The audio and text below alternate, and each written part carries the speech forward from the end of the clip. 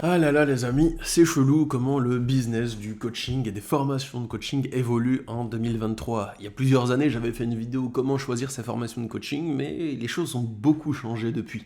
Dans cette vidéo, je vous explique comment choisir votre formation de coach en développement personnel, donc coach de vie, de nos jours, et quels sont les pièges à éviter pour ne pas tomber sur une formation nulle dont vous allez sortir en vous sentant complètement perdu, à la fois dans le monde professionnel, comment lancer votre carrière, comment réussir en tant que coach.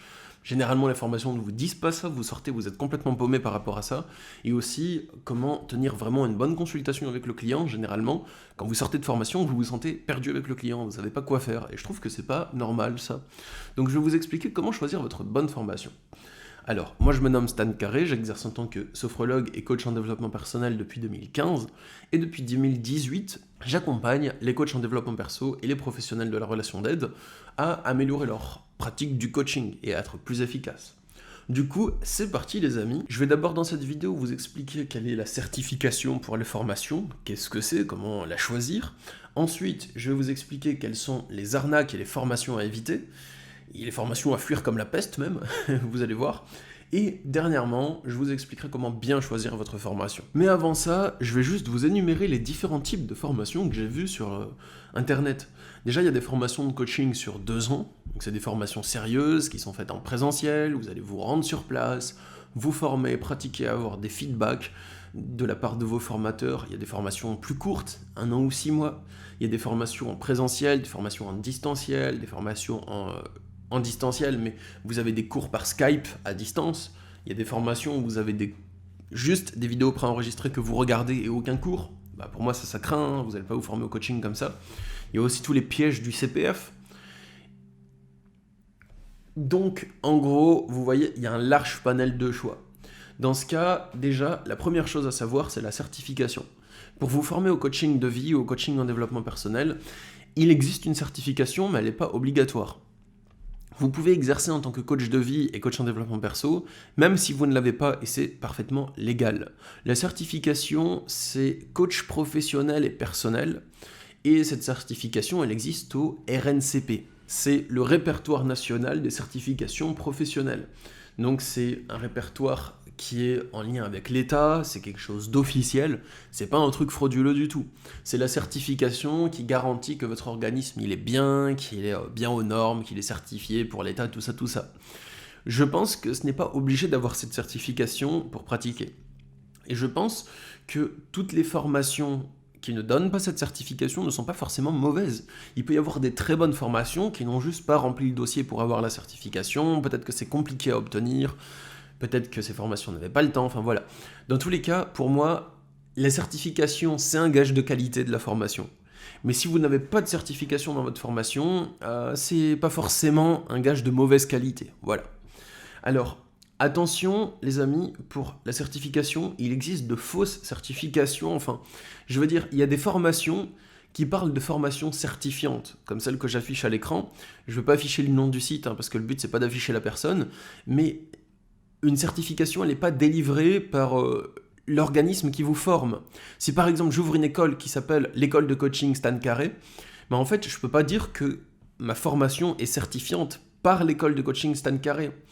Une formation certifiante au niveau du RNCP, c'est que vous allez suivre un cursus de formation auprès d'une école qui est une école indépendante, un particulier qui ouvre une école de coaching, et ensuite, ce particulier, il va travailler avec le RNCP. Et il y a un jury du RNCP qui va se réunir et qui va juger vos acquis, qui va évaluer vos acquis que vous avez eus pendant cette formation. Donc, pour qu'une formation ne soit certifiante RNCP, il faut que cette formation, elle soit conforme avec le RNCP et avec les examens qui font passer, et qu'elle serve à préparer le diplôme que les examinateurs du RNCP vous valident. Donc une formation qui vous dit, une école qui vous dit ma formation est certifiante, mais que c'est pas du RNCP, et que c'est certifiante par elle-même parce qu'elle vous donne un certificat de formation elle-même, l'école, bah en fait, ça c'est pas une formation certifiante, c'est un peu du mytho, c'est certifiante pour vous appâter, c'est un joli mot, mais en fait ça veut pas dire grand-chose. C'est comme si moi je vous dis je fais une formation certifiante, et le certificat, c'est moi qui le donne, et qui certifie que vous avez suivi ma formation certifiante. Enfin, vous voyez ce que je veux dire. Donc, Ça, on n'appelle pas ça une formation certifiante, on appelle ça une formation tout court. Une formation qui délivre une attestation de formation, qui est un papier qui dit « cette personne s'est bien formée, j'ai validé ses acquis », il y a peut-être un examen de validation des acquis après, donc ça veut dire une attestation de suivi de formation plus un examen de validation des acquis, mais en aucun cas c'est la certification RNCP. Donc faites bien attention, si une formation vous dit certifiante, et en fait il n'y a pas de RNCP dans l'histoire, bah dans ce cas, je trouve que c'est pas spécialement honnête, voilà. Ensuite, mais c'est peut-être une bonne formation malgré tout, mais je trouve que ça, c'est un peu trompeur. Donc, pour résumer sur l'assertif, ce n'est pas obligatoire, légalement parlant, d'un point de vue de qualité, ce n'est pas obligatoire non plus. Ensuite, maintenant, voyons quels sont les pièges et les formations à éviter. Donc, je vais vous donner des conseils qui relèvent du bon sens et des conseils liés vraiment aux arnaques. Déjà, est-ce que, pour vous faire couper vos cheveux, vous feriez confiance à un coiffeur qui a été formé seulement en théorie, et qui a juste vu des vidéos et lu des livres de coiffure, mais qui a jamais coupé un seul cheveu avec ses doigts? Est-ce que vous lui feriez confiance pour couper vos cheveux? Je pense que non.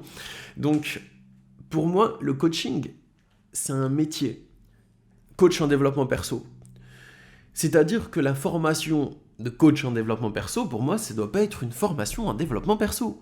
Et il y a beaucoup de formations qui font cette erreur, et qui forment les formés, les élèves, on va dire, de la formation, ils vont les former juste en leur bourrant le crâne avec des notions de développement perso. Donc la PNL, la confiance en soi, enfin, on va vous donner des trucs de développement perso, et c'est peut-être des bons outils, ou des trucs de connaissance de vous.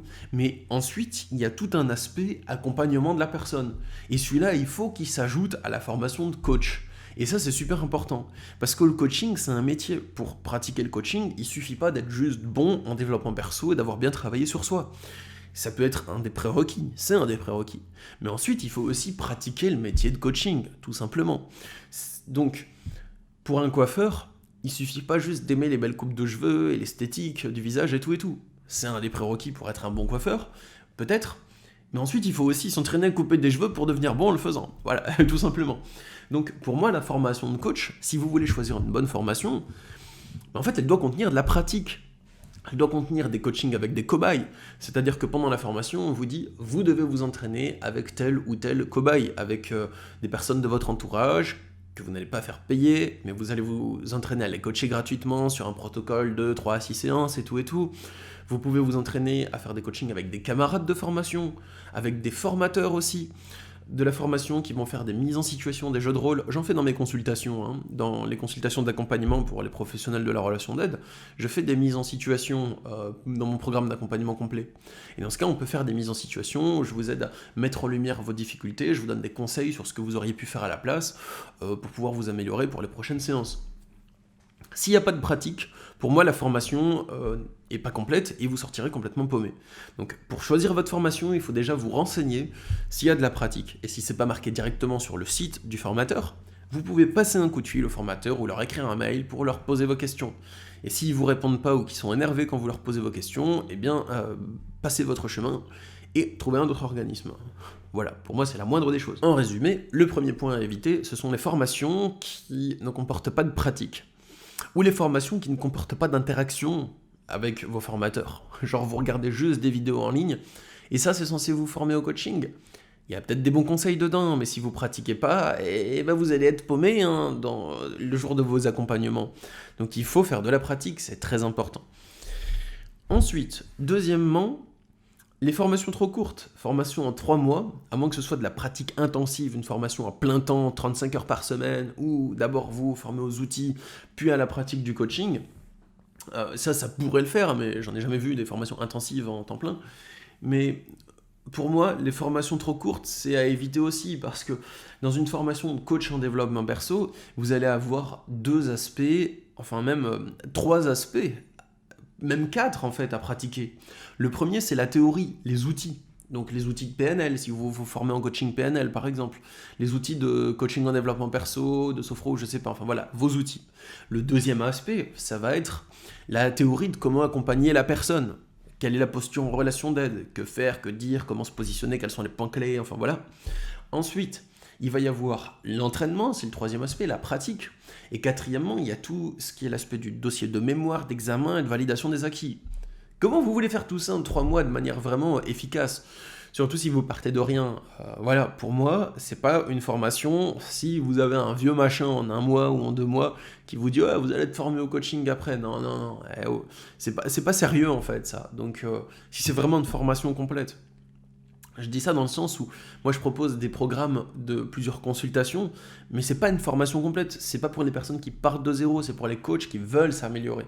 Donc, c'est pas la même chose, vous voyez. Pour moi, une formation complète, si vous partez de zéro, il faut que ce soit plus long. Il faut que ce soit au moins 1 an. Ensuite, les pièges du CPF, parce que maintenant, avec toute la mode du CPF, il y a plein d'arnaques. Donc voilà, renseignez-vous sur votre école, si c'est quelque chose de sérieux, s'ils ont un vrai site internet, appelez le formateur, posez des questions. Normalement, ils sont censés vous répondre. Et regardez s'il y a des avis sur internet dessus avant de réserver votre formation. C'est ce que je peux vous inviter à faire. Et dernièrement, évitez les formations trop chères. Donc une formation qui va vous demander plus que 4 000 € pour les 2 ans, tarif français, tarif suisse, c'est autre chose. Les Suisses, je sais que c'est pas pareil, vous avez un autre mode de vie, les amis. Donc les formations, elles vous coûtent plus cher et c'est normal. Ça, c'est OK. Mais par contre, en France, si votre formation, elle vous demande 10 000 balles pour 2 ans, à fuir. Il y a des formations très qualitatives, par exemple la Haute École de Coaching, qui vont proposer des formations à partir de 4 000 balles. Voilà, pour 2 ans, ils ont la certification du RNCP, c'est du lourd en fait. Vous n'avez pas besoin de formation qui vont vous demander des 10 000 balles, des trucs comme ça.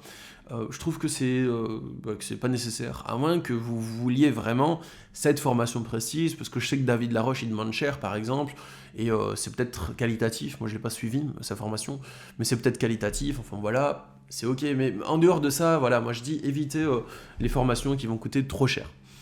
Voilà, alors maintenant qu'on a vu quel est l'assertif, quelles sont les formations à éviter, 2-3 petits conseils pour bien choisir. Déjà, vous avez remarqué les critères. Premièrement, il vous faut de la pratique et de la théorie. Il vous faut que le temps de formation soit suffisant pour bien vous entraîner, pour prendre votre temps pour ça. Ensuite, si vous souhaitez bien choisir votre formation, passez un appel avant pour voir si le feeling passe bien avec le formateur. Si ça passe pas du tout, prenez pas la formation. C'est ce formateur-là que vous allez vous le coltiner pendant 2 ans. Donc c'est pas parce qu'il vous parle mal que ça veut dire qu'il sait mieux que vous. Pas du tout, c'est juste que c'est un goujat. Donc voilà.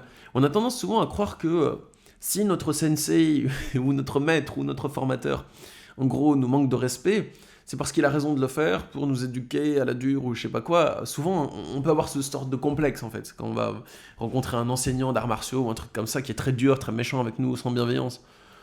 Moi, je considère que si votre formateur il est méchant, c'est juste un goujat en fait. Et c'est lui que vous allez vous coltiner, ce formateur toxique pendant des années. Donc, vaut mieux passer votre chemin et prendre quelqu'un de gentil en fait et qui répond à vos questions, qui est avenant, qui est respectueux de votre personne. Un formateur de coach, il n'a pas à vous faire des ascenseurs émotionnels, des trucs comme ça. Ce genre de bail, ça va pas du tout. Donc si vous rencontrez un formateur comme ça, moi je vous encourage à peut-être passer votre chemin. Je trouve que ça craint. Et que ça vous apprendra pas le coaching. On peut vous apprendre ça avec grande bienveillance. Moi, c'est comme ça que je fais en tout cas.